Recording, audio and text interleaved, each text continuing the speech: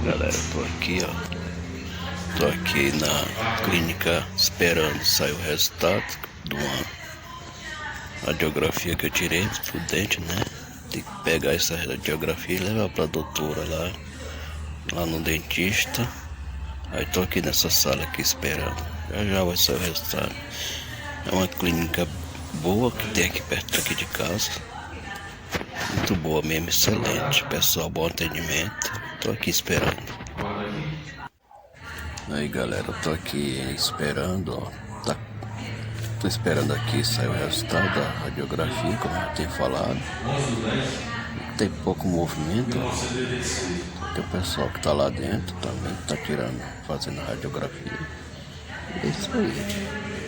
Já vou levar o resultado pra mostrar. Beleza? Falou.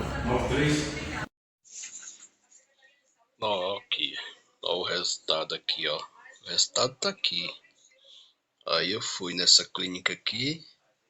É Clínica Radiologia Odontológica e Ecografias. Clínica de Diagnóstico. Eu fui lá tirar a radiografia, ó, do dente para levar para a doutora. E eu vou ter que levar para a doutora para ela ver. Vou abrir agora o resultado.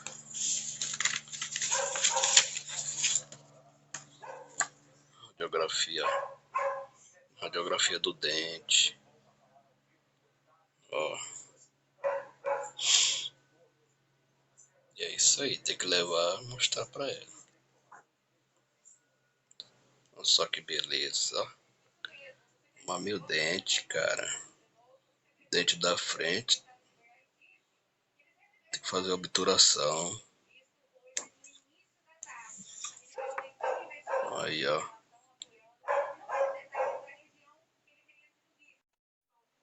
Vendo aí?